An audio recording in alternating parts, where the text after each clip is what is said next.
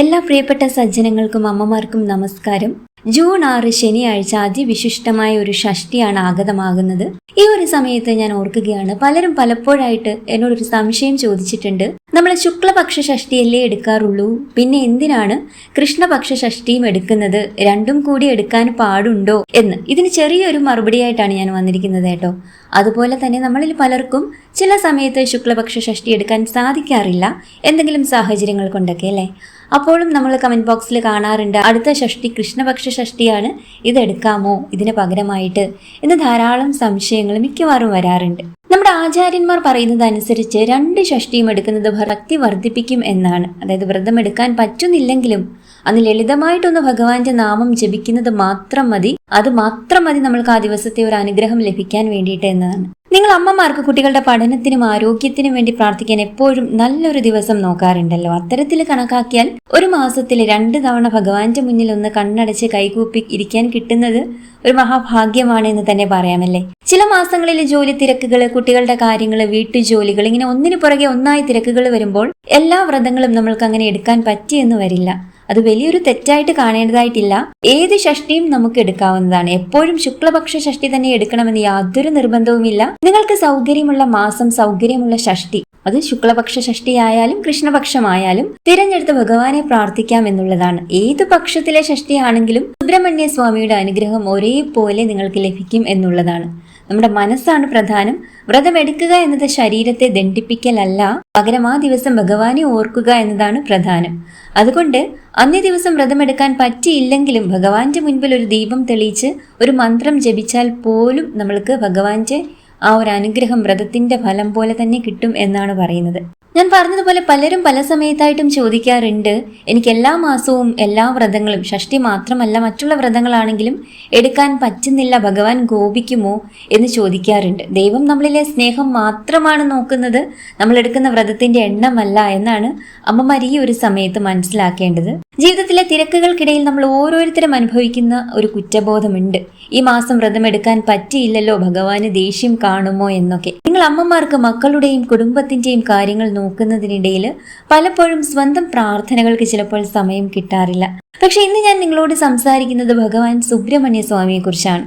നമ്മുടെ പ്രാർത്ഥനകളുടെ എണ്ണമല്ല, നമ്മുടെ ഉള്ളിലെ സ്നേഹമാണ് ഭഗവാൻ നോക്കുന്നത് എന്ന് നമ്മൾ മനസ്സിലാക്കണം. അപ്പൊ നമ്മൾ പറഞ്ഞു, ജൂൺ 6-ാം തീയതി അതിവിശിഷ്ടമായ കൃഷ്ണപക്ഷ ഷഷ്ടിയാണ് ആഗതമാകുന്നത്. എന്തുകൊണ്ടാണ് ഈ ഷഷ്ടി നിങ്ങൾ എടുക്കണമെന്ന് ഞാൻ പറയുന്നത് എന്ന് പൂർണ്ണമായിട്ടും വിശദീകരിക്കാം. അതിനു മുൻപ് നമ്മുടെ തുളസി തീർത്ഥം എന്ന ഈ ഒരു ചാനൽ നിങ്ങൾ ആദ്യമായിട്ടാണ് കാണുന്നതെങ്കിൽ, ഇഷ്ടമാവുകയാണെങ്കിൽ ഒന്ന് സബ്സ്ക്രൈബ് ചെയ്യാനും മറക്കരുത് കേട്ടോ. അതുപോലെ ഈ വീഡിയോയും ഇപ്പോൾ തന്നെ ഒന്ന് ലൈക്ക് ചെയ്യാനും മറക്കരുത് കേട്ടോ. നമുക്കറിയാം, ശിവപാർവതിമാരുടെ പുത്രനായ സുബ്രഹ്മണ്യ സ്വാമി പ്രപഞ്ചത്തിലെ ഏറ്റവും വലിയ ശക്തികളിൽ ഒന്നാണ്. കുമാരൻ എന്നും മുരുകൻ എന്നും ഭഗവാൻ അറിയപ്പെടുന്നു. വിഘ്നങ്ങളെയും ശത്രുക്കളെയും അകറ്റാൻ സുബ്രഹ്മണ്യനെ പോലെ വേഗത്തിൽ അനുഗ്രഹം നൽകുന്ന മറ്റൊരു മൂർത്തിയില്ല എന്ന് തന്നെ നമ്മൾക്ക് പറയാം. നമ്മൾ ഭക്തിയോടെ പ്രാർത്ഥിക്കുന്ന ആ മുരുകൻ അല്ലെങ്കിൽ സുബ്രഹ്മണ്യ സ്വാമി, ആ ഭഗവാൻ ശൂരപത്മാസുരനെ വധിച്ച കഥ നമ്മൾ കേട്ടിട്ടുണ്ട് അല്ലേ. അനേകം വർഷങ്ങളോളം ലോകത്തെ മുഴുവൻ വിറപ്പിച്ച അഹങ്കാരം നിറഞ്ഞ ശൂരപത്മാസുരനെ വധിക്കാൻ ഭഗവാൻ എടുത്ത ആ വേലുണ്ടല്ലോ, അത് വെറും ഒരു ആയുധമല്ല, അത് ഭഗവാന്റെ ജ്ഞാനമാണ്. ആ വേൽ കൊണ്ട് ശൂരപത്മാസുരനെ വധിച്ചപ്പോൾ ആ അസുരൻ പിന്നീട് ഭഗവാന്റെ വാഹനമായ മയിലായി മാറി എന്നാണ് ഐതിഹ്യം. എന്തൊരത്ഭുതമാണല്ലേ. അഹങ്കാരത്തെ നശിപ്പിച്ച് അതിനെ ഭഗവാന്റെ കൂടെ തന്നെ നിർത്തുക എന്നതാണല്ലോ ആ കഥയുടെ പൊരുൾ എന്ന് പറയുന്നത്. പക്ഷേ നമ്മൾ ആലോചിക്കേണ്ടത്, ഈ ശൂരപത്മാസുരൻ എവിടെയാണ്? അതെവിടെയോ ദൂരെയല്ല, നമ്മുടെ ഉള്ളിൽ തന്നെയാണ്.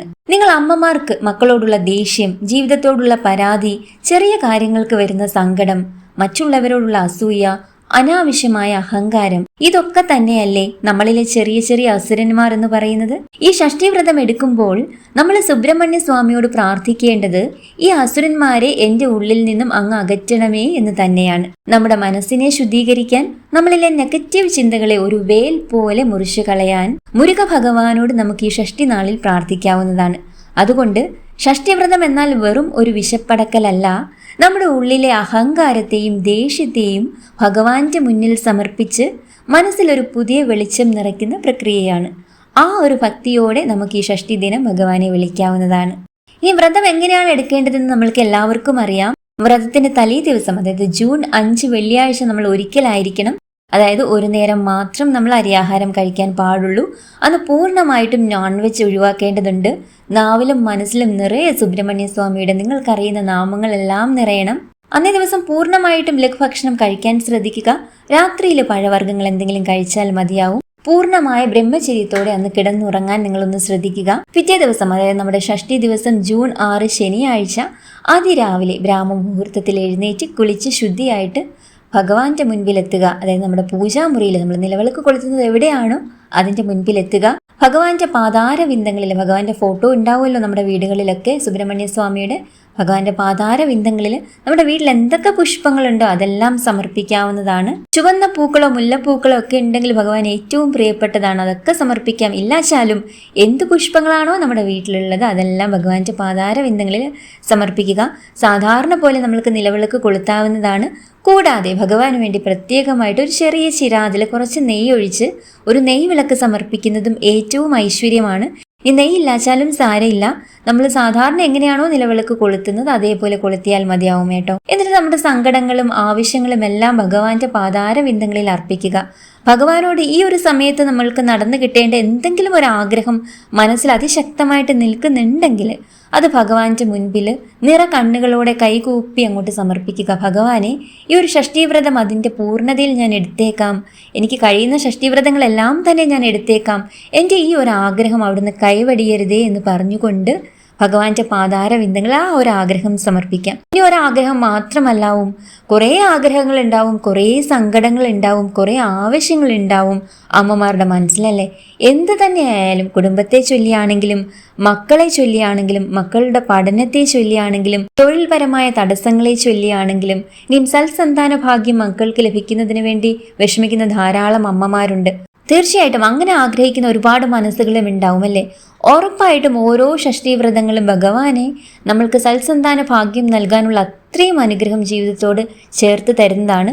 അതുകൊണ്ട് സന്താന ഭാഗ്യം ലഭിക്കാത്ത ആരെങ്കിലുമൊക്കെ ഈ വീഡിയോ കാണുന്നുണ്ടെങ്കിൽ ഉറപ്പായിട്ടും നിങ്ങൾക്ക് കഴിയുന്ന ഷഷ്ടിവ്രതങ്ങളൊക്കെ എടുക്കുക. അതുപോലെ അമ്മമാർ മക്കൾക്ക് സൽസന്താന ഭാഗ്യം ഉണ്ടാവാൻ വേണ്ടിയിട്ടും ചെയ്യുന്നുണ്ടാവും.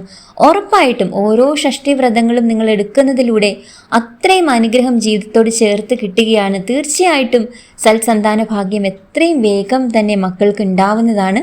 അമ്മ മനസ്സുകൾ അങ്ങനെ വിഷമിക്കുന്നവരൊക്കെ വിഷമമൊക്കെ മാറ്റിവെച്ചിട്ട് ഭഗവാന്റെ മുൻപിൽ അത്രയും ശക്തമായിട്ട് പ്രാർത്ഥിച്ചോളൂ. നമ്മുടെ ഒരു ആഗ്രഹം നടന്നു കിട്ടി എന്ന് നമ്മൾ പോസിറ്റീവായിട്ട് ചിന്തിച്ചുകൊണ്ട് വേണം ഏതൊരു ആഗ്രഹത്തിന് വേണ്ടിയും നമ്മൾ പ്രാർത്ഥിക്കാനായിട്ട്. അങ്ങനെ കൂടി നിങ്ങളൊന്ന് ശ്രമിക്കുക കേട്ടോ. അതായത് ഏതൊരു കാര്യത്തിനാണോ ഭഗവാനോട് ഈ ഒരു നിമിഷം നമ്മൾ അപേക്ഷിച്ച് പ്രാർത്ഥിച്ചു കൊണ്ടിരിക്കുന്നത് ആ ഒരു കാര്യം നടന്നു കിട്ടി എന്ന് പൂർണ്ണ ബോധ്യത്തോടുകൂടി നമ്മുടെ മനസ്സിനെ വിശ്വസിപ്പിക്കുക. അതൊരു പ്രധാനമായിട്ടുള്ള ഒരു കാര്യമാണ് കേട്ടോ. നമ്മുടെ പ്രാർത്ഥനകൾ എത്രയും വേഗം നടന്നു കിട്ടാൻ വേണ്ടിയിട്ടുള്ള ഒരു കാര്യവും കൂടിയാണത്. അതുകൊണ്ട് നിങ്ങൾ നമ്മളുടെ മനസ്സിലുള്ള ആ ഒരു ആഗ്രഹം നടന്നു എന്ന് തന്നെ വിചാരിക്കുക. അപ്പം അങ്ങനെ നടന്നു കിട്ടിക്കഴിയുമ്പോൾ നമ്മുടെ മനസ്സിൽ എന്താ ഉണ്ടാവുക? അത്രയധികം സന്തോഷം ഉണ്ടാവും, ഭഗവാനോട് അത്രയധികം സ്നേഹവും നന്ദിയും ഒക്കെ ഉണ്ടാവും അല്ലേ. തീർച്ചയായിട്ടും മുടങ്ങിക്കിടക്കുന്ന ഏതൊരാഗ്രഹവും എത്രയും വേഗം സുബ്രഹ്മണ്യ സ്വാമി നിങ്ങളുടെ കൈവെള്ളയിൽ എത്തിച്ചു തരുമെന്നതിന് യാതൊരു സംശയവും വേണ്ട, ഉറപ്പുള്ളൊരു കാര്യമാണ്. ഇനിയും ധാരാളം കടബാധ്യതകളാൽ വിഷമിക്കുന്ന അനേകം അമ്മമാരുണ്ടാവും അല്ലേ. എല്ലാവരുടെ ജീവിതത്തിലും ഇങ്ങനെ സാമ്പത്തിക പ്രശ്നങ്ങളൊക്കെ ധാരാളം ഉണ്ടാവും. നമ്മൾക്ക് എല്ലാവരുടെയും കാര്യം അറിയില്ല, നമുക്ക് നമ്മുടെ കാര്യം മാത്രമേ അറിയുള്ളൂ. അതുകൊണ്ട് നമ്മുടെ സങ്കടങ്ങളൊക്കെ ചെറുതാണെങ്കിലും നമ്മൾക്കത് ഒരുപാട് വലുതായിട്ട് തോന്നും അല്ലേ. അപ്പം നമ്മൾ വീട്ടിലെ അമ്മമാരും മുത്തശ്ശിമാരും ഒക്കെ ചില സമയത്ത് പറയുന്നത് കേൾക്കാം, നമ്മളിങ്ങനെ ചെറിയ ചെറിയ കാര്യങ്ങളിൽ വിഷമിക്കുമ്പോൾ മറ്റുള്ളവർ അതിലും വലിയ ദുഃഖമൊക്കെ അനുഭവിക്കുന്നവരുണ്ട്. ഇങ്ങനെ ചെറിയ ചെറിയ കാര്യങ്ങൾ വരുമ്പോൾ കുട്ടികളെ നിങ്ങൾ തളർന്നു പോവരുത് എന്ന് മുത്തശ്ശിമാരൊക്കെ പറയുന്നുണ്ടാവും. അപ്പം നമ്മൾ ചിന്തിക്കും നമുക്കത് ചെറുതാവില്ല, നമുക്കത് വലിയൊരു കാര്യമാവും. ഏതൊരു ചെറിയ കാര്യവും അവനവൻ്റെ കാര്യമാകുമ്പോൾ നമുക്ക് വലിയ വലിയ കാര്യമാവും അല്ലേ. അപ്പം തീർച്ചയായിട്ടും ഭഗവാനിൽ നമ്മൾക്കൊരു വിശ്വാസമുണ്ടെങ്കിൽ, ഭഗവാനോട് ഏതൊരു പ്രതിസന്ധിയിലും നമ്മൾ ഭഗവാനോട് അത്രമേൽ ചേർന്ന് നിൽക്കാൻ ശ്രമിക്കുന്നുണ്ടെങ്കിൽ ഉറപ്പായിട്ടും ഭഗവാൻ നമ്മളുടെ തോളിൽ പിടിച്ചിട്ട് നമ്മളെ ചേർത്ത് പിടിക്കുന്നുണ്ടാവും. തടസ്സങ്ങൾ ഉണ്ടാവും, കാലതാമസം ഉണ്ടാവും, എന്നാലും ഭഗവാൻ ഒരിക്കലും നമ്മളെ കൈവെടിയുകയില്ല.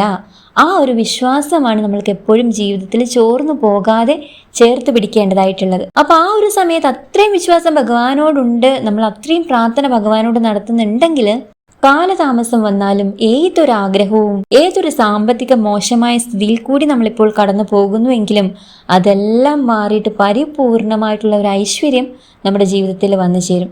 അതുകൊണ്ട് തന്നെയാണ് ഞാൻ പറഞ്ഞത്, നമ്മൾ ശുക്ലപക്ഷ ഷഷ്ഠീവ്രതങ്ങൾ മാത്രമല്ല, അമ്മമാർക്ക് കഴിയുന്ന ഷഷ്ഠീവ്രതങ്ങളെല്ലാം കൃഷ്ണപക്ഷമാണെങ്കിലും അത് ഭഗവാന്റെ തന്നെ ഷഷ്ഠീവ്രതമല്ലേ, നിങ്ങൾ ഉറപ്പായിട്ടും എടുക്കണമെന്ന് ഞാൻ പറഞ്ഞത് കേട്ടോ.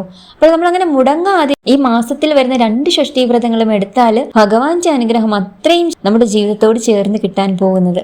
അന്നേ ദിവസം നമ്മൾ ഭഗവാൻ നമ്മുടെ പൂജാമുറിയിൽ നിലവിളക്ക് കൊളുത്തി, നെയ്വിളക്ക് കൊളുത്തി, പുഷ്പങ്ങളൊക്കെ അർപ്പിച്ചു, നമ്മുടെ സങ്കടങ്ങളെല്ലാം പറഞ്ഞു, ഭഗവാനോട് നമ്മുടെ ആഗ്രഹങ്ങളെല്ലാം ആവശ്യപ്പെട്ടിരിക്കുകയാണ്. അതിനുശേഷം നമുക്ക് ക്ഷേത്രത്തിൽ തൊട്ടടുത്ത് സുബ്രഹ്മണ്യ സ്വാമി ക്ഷേത്രം ഉണ്ടെങ്കിൽ അവിടെ പോകാൻ കഴിഞ്ഞാൽ ഏറ്റവും ഐശ്വര്യമാണ്.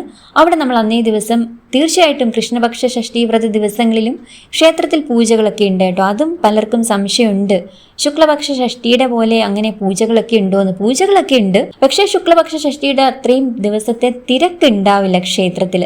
അപ്പം നമ്മൾക്ക് കുറച്ചുകൂടി നന്നായിട്ട് ഭഗവാനെ കണ്ട് തൊഴുത് ഒരു സാവകാശമൊക്കെ ക്ഷേത്രത്തിൽ കിട്ടുമല്ലേ. അപ്പം അങ്ങനെ നിങ്ങൾ ക്ഷേത്രത്തിൽ പോകാൻ കഴിയുന്നവരൊക്കെ തന്നെ ചെയ്യുക കേട്ടോ. കുറച്ചധികം സമയം ക്ഷേത്രത്തിൽ ചിലവഴിക്കാൻ ശ്രദ്ധിക്കുക. അതുപോലെ നമ്മൾ വീട്ടിൽ പൂജാമുറിയിൽ അന്നേ ദിവസം ഭഗവാൻ എന്തെങ്കിലും ഒരു നിവേദ്യം സമർപ്പിക്കുന്നത് ഏറ്റവും ഐശ്വര്യമാണ്. ഭഗവാൻ ഒരു ഗ്ലാസ് പാലും ഒരു പഴവും വെച്ചാലും മതി കേട്ടോ. ഏറ്റവും ഐശ്വര്യമാണ്, ഏറ്റവും അനുഗ്രഹമാണ്. ഇനി അന്നേ ദിവസം നമ്മളുടെ ആരോഗ്യം അനുവദിക്കുന്നുണ്ടെങ്കിൽ പൂർണ്ണ ഉപവാസം നമുക്ക് നോക്കാം. അല്ലെങ്കിൽ ഉച്ചയ്ക്ക് നമുക്ക് ക്ഷേത്രത്തിൽ നിന്ന് കിട്ടുന്ന നിവേദ്യ ചോറൊക്കെ കഴിക്കാവുന്നതാണ്.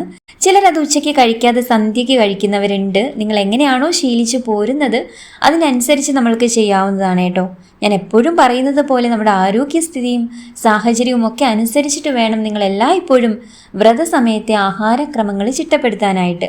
ഓം ശരവണഭവായ നമ അല്ലെങ്കിൽ ഓം മുരുകായ നമ ഇത് കഴിയുന്നത്ര തവണ നമ്മൾ ഒന്ന് ജപിക്കാനായിട്ട് ശ്രദ്ധിക്കുക.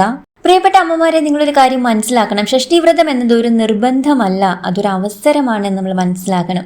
ആ ഒരു ദിവസം ഭഗവാനെ ഓർക്കാനും മനസ്സ് ശാന്തമാക്കാൻ നമുക്ക് കിട്ടുന്ന ചെറിയൊരു അവസരമായിട്ട് നമ്മൾക്കിതിനെ കണക്കാക്കാവുന്നതാണ്. അന്ന് വ്രതമെടുക്കാൻ പറ്റിയില്ലെങ്കിൽ പോലും മനസ്സുകൊണ്ട് ഭഗവാനെ ഒന്ന് പ്രാർത്ഥിച്ചാൽ മാത്രം മതി, ഭഗവാൻ കൂടെ ഉണ്ടാവും എന്നുള്ളതാണ്. നിങ്ങളുടെ എല്ലാ പ്രാർത്ഥനകളും സാക്ഷാത്കരിക്കപ്പെടട്ടെ എന്ന് ഞാൻ സുബ്രഹ്മണ്യ സ്വാമിയോട് അകമഴിഞ്ഞ് പ്രാർത്ഥിക്കുകയാണ്. എൻ്റെ മക്കളെ നീ കാത്തുകൊള്ളണേ എൻ്റെ സുബ്രഹ്മണ്യ സ്വാമി എന്ന് പ്രാർത്ഥിച്ചുകൊണ്ട് ഒരു നേരം വ്രതമെടുക്കൂ. ആ സുബ്രഹ്മണ്യ സ്വാമി അമ്മയുടെ ജീവിതത്തിൽ പ്രകാശം നിറയ്ക്കും എന്നുള്ളൊരു കാര്യത്തിൽ യാതൊരു സംശയവും വേണ്ട. ഈ വീഡിയോ നിങ്ങൾക്ക് ഉപകാരപ്രദമായി എന്ന് കരുതുന്നുണ്ടെങ്കിൽ വ്രതവിവരങ്ങൾ മറ്റുള്ള അമ്മമാരിലേക്കും ഭക്തരിലേക്കും എത്തിക്കാൻ ഈ വീഡിയോ പരമാവധി ഒന്ന് ഷെയർ ചെയ്യാൻ ശ്രമിക്കണം കേട്ടോ.